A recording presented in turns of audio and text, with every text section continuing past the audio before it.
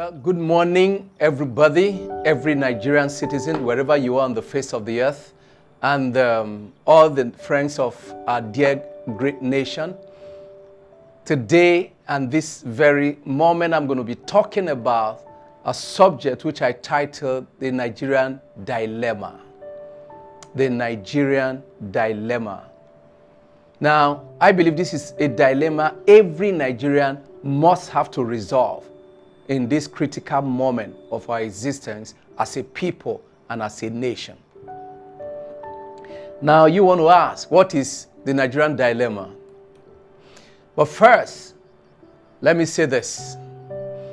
I believe with all my heart that the present unfortunate dark cloud of insecurity, hunger, and sufferings across our nation will certainly and surely pass away. So I'm praying from the depth of my heart for every Nigerian who is today hurting, that they be healed and comforted, that those in helpless situation begin to receive hope, help, and strength. Because I believe, like I said, a new day for Nigeria is at hand. My name is Benjamin Alika. Now, given the events that are happening across our country, now more and more Nigerians are joining the desperate clamor, either for a new Nigeria or for balkanization of Nigeria. But more fundamentally, I can hear a distinct voice or voices of more Nigerians, asking and seeking, to have a nation where everything works. A nation where electricity and petrol, for instance, are not only made in Nigeria and affordable, but in adequate supply. A nation where serviceable roads, modern and efficient transport systems are no longer a dream, where quality and affordable education and healthcare services are available to all within the borders of our nation, where patriotic, incorruptible, and exemplary leadership, people and result-oriented governance are no more mere wishful thinking. More and more Nigerians are clamoring for a dear native land where justice is delivered without fear or favor. Now, these are legitimate aspirations to be expected from any citizen of any country. But here is the Nigeria's dilemma. Now, first dilemma, whose responsibility is it to build and transform Nigeria into a nation we can all proudly call our own? Is it the politicians, the governors? Is it Mr. President? Second dilemma, just how many Nigerians are prepared to reject the unjust benefits of fraud, compromise, mediocrity, corruption, cheating, and wickedness in order to make Nigeria's actualization a priority, especially in this critical moment of our destiny? Now let's look at Nigeria's third dilemma. How many Nigerians who are clamoring for a great new Nigerian nation today will be ready to give up the consideration and benefit of tribalism, religion, temporary, political, and economic advantages in order to elect credible and competent leaders as a price for a great new Nigeria where equity, equal opportunities, prosperity, peace, joy, and freedom for all Nigerians are guaranteed? This is our third dilemma. Now let's look at and consider the fourth dilemma. How many of us who are genuinely clamoring for a new Nigeria or desperately clamoring for a new and a great Nigeria are prepared to give up our present privileges and opportunities to allow those better and more competent than we are to run the affairs of our nation, so we can achieve a far progressive, prosperous, and peaceful Nigeria for everyone? How many Nigerians are willing to surrender their wealth and sacrifice and their time and skills to serve Nigeria, their fatherland? Just how many of us are laboring today as government officials, civil servants, businessmen and women with Nigeria's progress and actualization as their ultimate reason and motivation? How many of us? Now, honestly and sincerely, we cannot rule out that there are Nigerians, they may be few, but there are quality Nigerians who are today doing everything they can to ensure that a far better nation than we have now actually materializes. And so I think it is our responsibility to celebrate them, pray for them, and ask God Almighty to continue to reward and inspire them. Now, I'm going to quote from the book, From First Word to Third, by Lee Kuan Yew. A portion of that to show us why is it that some nations make far greater achievements than the others. Now, in quote, it was hard leg work getting our young EDB officers to interest foreign investors in the opportunities in Singapore, to persuade them to send missions here to see for themselves. Now, EDB officers would sometimes call on 40 to 50 companies before getting one to visit Singapore. They worked with inexhaustible energy because they felt that the survival of Singapore depended upon them. This is what is called citizenship and patriotism. These guys labored, strived, worked because they know and felt in their heart that the survival of their nation and their people depended on what they were doing. And today, you can see Singapore, we had independence almost about the same time.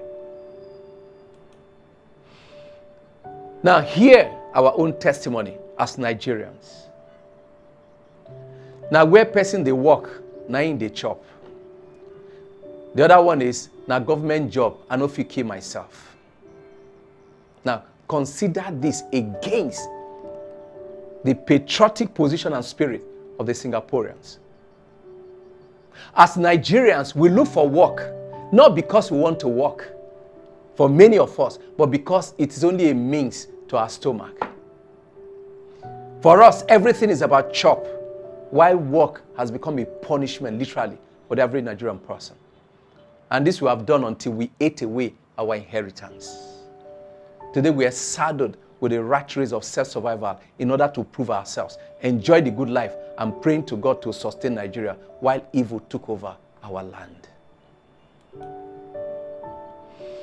It is only a Nigerian that plants orange and expects to reap the harvest of watermelon.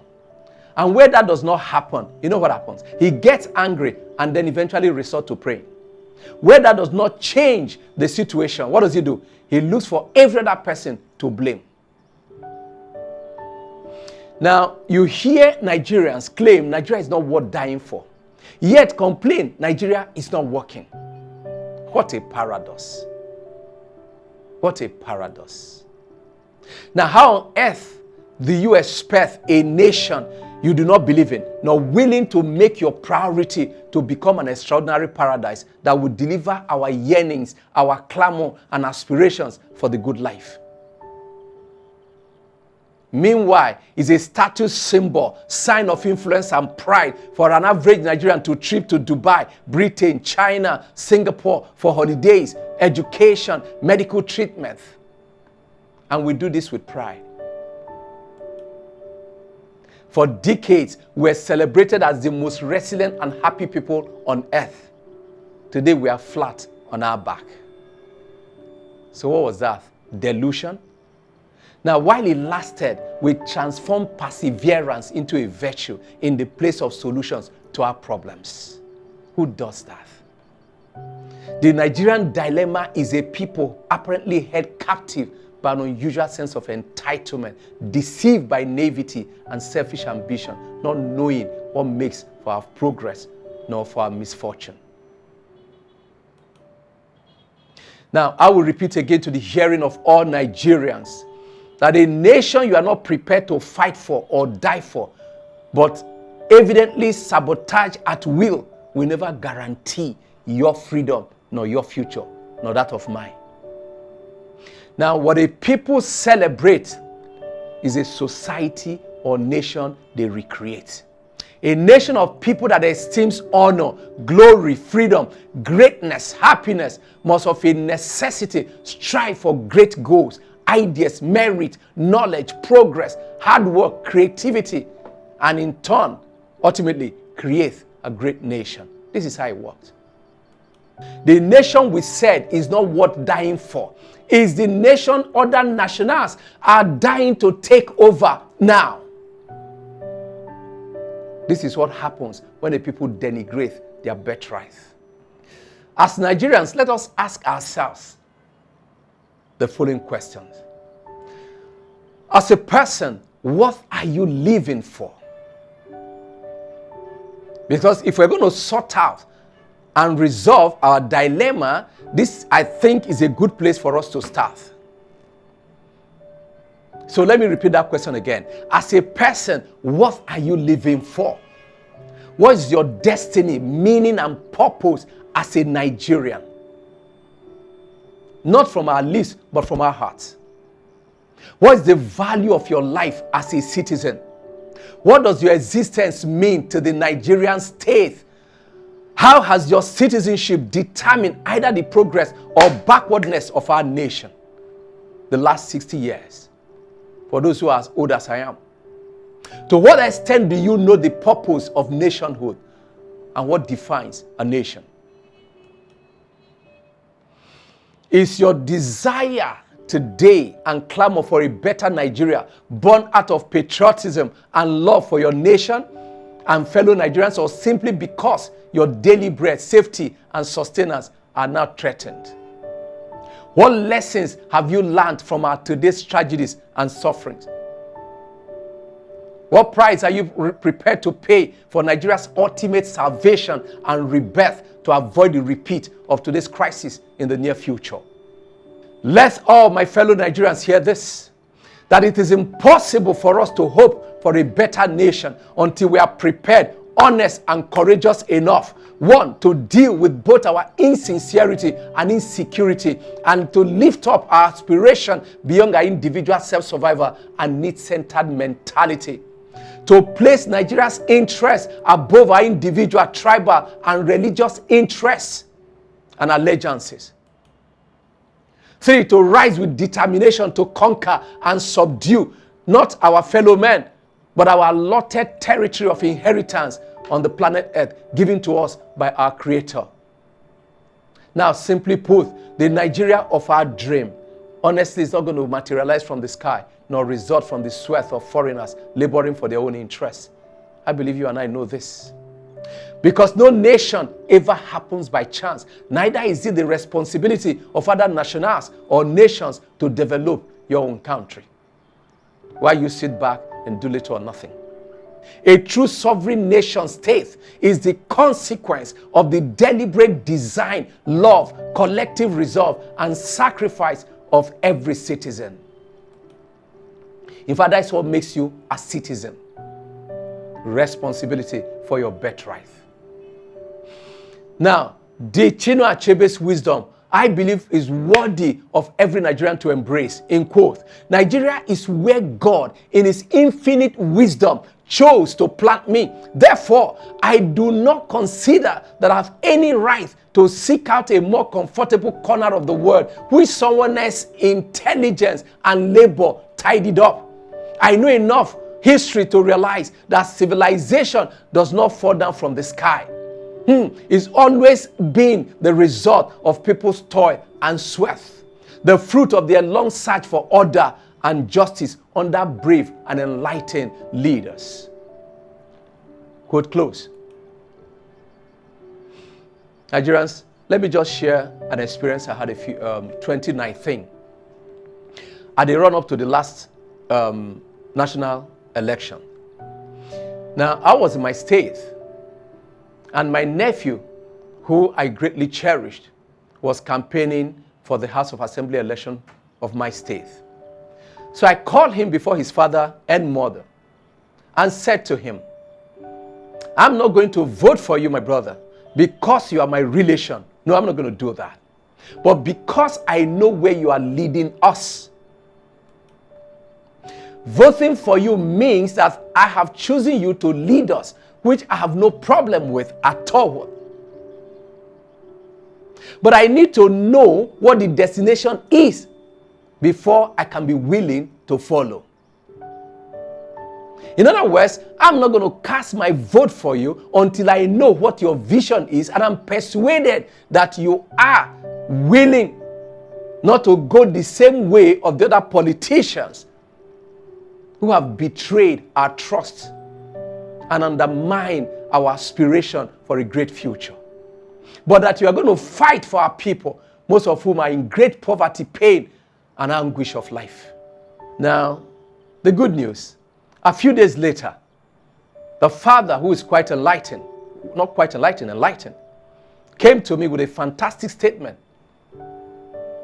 of my nephew's vision and leadership mission statement. Imagine if this is how we think, to uphold and place the interests of our nation first before that of our stomach.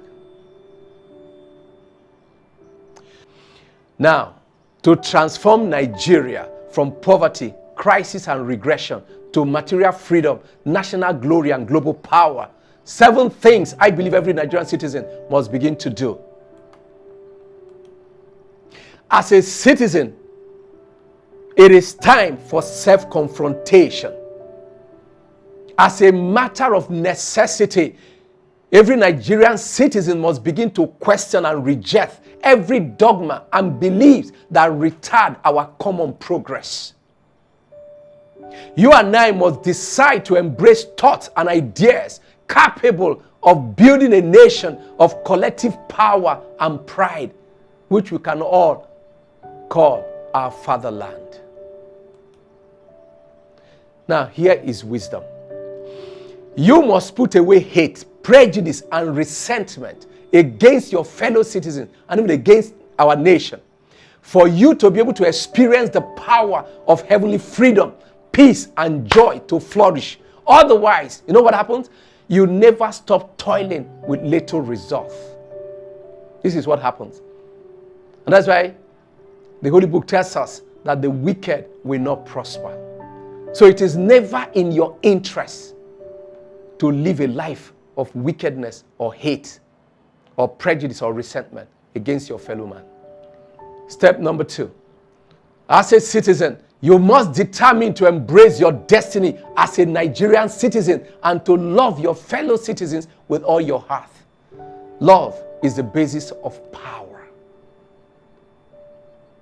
It takes love for your nation and fellow citizens to get actively involved in your community and national affairs with a view to championing your own ideas and to contribute your quota. Nation building is not about how you feel or how you are treated, but the matter of destiny. Therefore, as a citizen, I believe your voice must be heard for your nation to recognize you. What you do as a citizen is what makes your nation and determines whether you are free or a slave, whether you are secure or unsafe, whether you are significant or insignificant. Number 3, step. You and I must determine to denounce this entitlement mentality which has held us captive from generation to generation, especially as black people. We must do this to embrace responsibility mindset and solution orientation. We must denounce entitlement mentality. As a citizen, you must be ready to resolve challenges wherever there is a problem. Innovate solutions, create opportunities for yourself and everyone else, with the heart and intention to build a nation of equal opportunities and collective self-determination to promote our national growth and progress. Number 4 step. You must determine to stand for justice anywhere there is oppression. In actual fact, this is actually what makes us citizens. And we're doing this not with the fist of arm, no, but with peaceful, civilized, and lawful weapon of truth. Otherwise, we will never build a nation capable of enduring progress, peace, and harmony. You and I know that those who live by the sword of a certain must die by the sword. An eye for an eye must make the whole world go blind. These are the wise words of Mahatma Gandhi. An eye for an eye will make the whole world go blind. How poetic. Now, number 5 step. I believe this is the most auspicious time for all of us Nigerians to scale up our aspirations, expand our visions as citizens, and decide to transform our skills, businesses, careers, ideas, and resources into transformational tools to uplift, support, empower your neighbor, your community, and eventually our nation. It takes caring for others and concern for your environment and society to activate your creative and imaginative power and potentials in order to experience real progress. It's so simple. Every neighbor you empower, every community you develop is a step to Nigeria's transformation, ultimate freedom, and global power. Step number 6. As a Nigerian, civil servant, security operative, government official, politician, banker, lawyer, doctor, businessman and woman, you must determine to reject the benefits of corruption, favoritism, and wickedness. We cannot sow beans and reap yam. And so instead, let us determine to embrace self-belief and virtues of contentment, honor, and discipline, and to reawaken our dreams and our visions, and to put our creative skills to work for the sake of our fatherland. It doesn't matter whether you're an Hausa, you are Ibibio, you are Yoruba, you are Igbo, or you are Fulani, whoever you are. This is the noble thing to do. This is the noble thing to do. We must all resolve to win by righteousness, innovation, hard work, and value to ourselves and to our nation, instead of seeking to destroy and live at the expense of one another. Finally, step number 7. Let every one of us rise and determine to discover our passion and to lead and transform our nation from wherever you are, with the goal of our collective upliftment, prosperity, and freedom. Nigeria's transformation and self-actualization is not only a matter of necessity and urgency, but a question of our birthright, destiny, honor, and dignity for our glory.